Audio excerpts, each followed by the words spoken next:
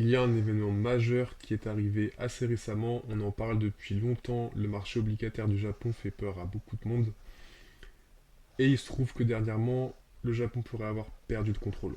Alors moi, avant de commencer, c'est le plombier de la finance, je fais beaucoup de market making en crypto, du market making décentralisé, donc souvent sur Uniswap, Raydium, Meteora, et je partage régulièrement des stratégies autour de ça, donc des stratégies à haut rendement quand même par rapport à ce qui est juste du lending borrowing. Et je partage aussi des news sur le marché des cryptos parce que dans ma stratégie, c'est important de pouvoir s'adapter en fonction de ce que le marché nous donne, en fonction du sentiment, ou en fonction tout simplement des régimes. Est-ce que le marché est plutôt à prendre des risques ou à être défensif? Ça joue beaucoup dans ma stratégie et c'est pour ça que je parle de ces news. J'en parle beaucoup dans ma newsletter gratuite que je t'invite à rejoindre parce que c'est là où tu vas recevoir les meilleures stratégies et mes meilleurs conseils pour faire du market making automatisé et profiter de la volatilité.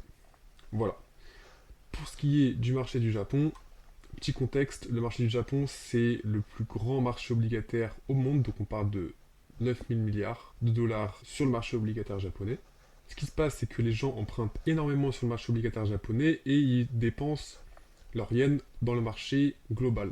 Et donc le yen est très important dans l'économie mondiale à cause de ce marché obligataire. Donc les gens vont déposer du yen, emprunter et acheter des actifs à droite à gauche. Et si la Banque centrale japonaise se met à perdre le contrôle de ce marché obligataire, on pourrait voir un effet domino. Donc il faut savoir que la banque gouvernementale japonaise détient énormément d'obligations américaines, et si elle perd le contrôle, elle va devoir vendre ses obligations pour rembourser sa dette. Et si elle vend ses obligations américaines, les taux américains vont remonter, et là du coup ça devient un problème pour les États-Unis parce que ils vont avoir des taux beaucoup plus hauts pour rembourser la dette et ça peut être compliqué pour eux. Sachant qu'ils ont déjà une dette énorme, ça peut être systémique pour l'économie mondiale. Du coup, c'est un vrai risque aujourd'hui et j'aimerais partager une théorie sur les actions que pourrait mener la Fed pour éviter ce risque systémique. On va donc voir cette théorie et ce que ça veut dire pour ton portefeuille. Et surtout, moi ce qui m'intéresse, c'est de voir comment ça pourrait impacter les crypto-monnaies. Le reste, en vrai, je m'en fiche, mais bon, le marché global impacte le Bitcoin et on est obligé d'en parler. Et il se trouve qu'en réponse à ce risque systémique, la Fed semblerait avoir pris des actions sans forcément en avoir parlé, mais il y a quelques signes qui montrent qu'elle va agir sur les marchés, sauf qu'elle ne le dit pas vraiment. On va voir aujourd'hui une théorie basée sur quelques news qui sont peut-être passées inaperçues, mais qui montrent que la Fed a commencé la mise en place de sa stratégie, et on va voir ce que ça veut dire pour le marché des cryptos. Alors tout d'abord, si la Fed voulait sauver son économie, ce qu'elle devrait faire, ce serait imprimer des dollars, qu'elle irait échanger contre du yen. Donc ça, en général, elle ne le fait pas toute seule, mais il y a une banque commerciale entre les deux qui va s'en charger. Et avec ces yens, elle irait acheter des obligations japonaises pour soutenir le marché obligataire japonais, pour éviter qu'il s'écroule et pour éviter que le Japon perde le contrôle. Donc, grosso modo, elle irait imprimer des dollars et elle irait acheter des obligations japonaises. En faisant ça, le cours du dollar baisserait, le cours du yen monterait, ce qui aiderait la compétitivité à l'export des US parce que leur devise vaut moins cher, donc c'est plus facile pour les pays d'importer, donc c'est plus facile pour les États-Unis d'exporter. Et en faisant ça, ça baisserait le rendement moyen des obligations japonaises, et donc elle n'aurait plus besoin de vendre les obligations américaines. Et du coup, le marché obligataire américain serait sauvé. On a commencé à voir plusieurs faits, plusieurs news qui sont sortis.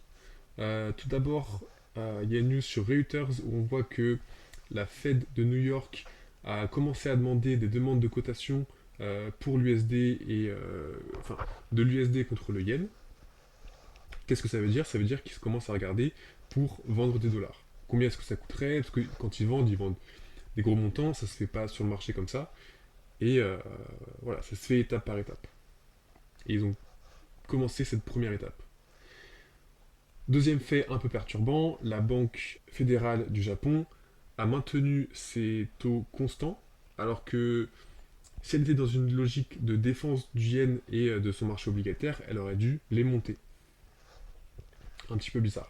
Et ensuite, troisième fait un petit peu bizarre, la Fed annonce ne pas déclarer le bilan de ses actifs étrangers. Pourquoi? Parce qu'elle ne veut pas qu'on voit qu'elle imprime beaucoup d'argent et qu'elle achète des obligations japonaises. Mais bon, si vous observez le marché obligataire japonais, vous pourrez voir le soutien en direct. Maintenant, imaginons que la Banque centrale américaine se met à imprimer des dollars, à vendre du dollar et à acheter des obligations japonaises, qu'est-ce que ça veut dire pour Bitcoin et pour le marché des cryptos? Eh bien c'est plutôt positif parce que si la Fed se met à imprimer de l'argent, ça veut dire plus de liquidité sur les marchés. Actuellement, elle est plutôt concentrée sur les Max 7 et les métaux, mais elle pourrait se déverser sur Bitcoin. Surtout si le dollar se dévalue. En général, Bitcoin a quand même bien performé dans les moments où le dollar se dévaluait. Alors je mettrai quand même une mise en garde parce que actuellement le Bitcoin, je trouve personnellement qu'il fait des mouvements très étranges. C'est-à-dire que tout monte, même l'or monte, le risque augmente, et lui il ne fait rien du tout.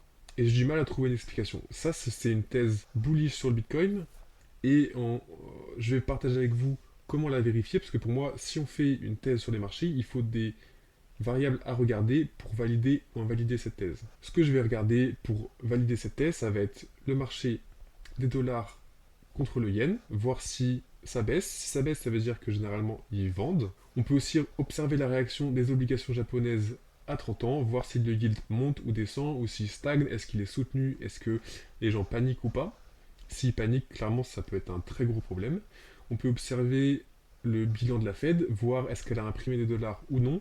Et généralement, écouter ce que dit Scott Bessent, ça peut être très intéressant parce que souvent ils parlent de l'économie, ils disent, parfois ils peuvent annoncer ce qu'ils vont faire ou donner des petits indices. Par exemple, un indice que j'ai chopé plus tôt dans la journée, c'est Trump qui annonce que le dollar se porte très bien, alors que quand on regarde donc l'indice du dollar, c'est le prix du dollar comparé à un panier de monnaie, on peut voir qu'il a pris moins 10% depuis le début de l'année, et t'as Trump qui annonce que tout se porte très bien. Traduction, ça veut dire qu'il s'en fiche que le dollar est baissé, et que pour lui c'est une stratégie qui est soit c'est voulu, ou soit il s'en fiche. Mais en tout cas, ça risque de rester comme ça. Le dollar risque de continuer à baisser, ou voilà, je pense pas qu'il va reprendre de la valeur prochainement. Et il se trouve que quand on observe un peu les actions, le marché favorise plutôt les actifs à risque, c'est-à-dire que si on regarde les dettes des entreprises et on regarde la performance de leurs actions, les actions avec une dette très risquée performent mieux que les actions avec de très bons bilans. Et donc s'il y a plus de liquidités qui arrivent sur les marchés, ça pourrait favoriser les actifs à risque, dont Bitcoin.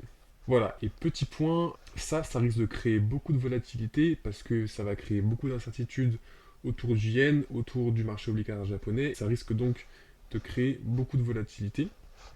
Et comment est-ce qu'on profite de la volatilité?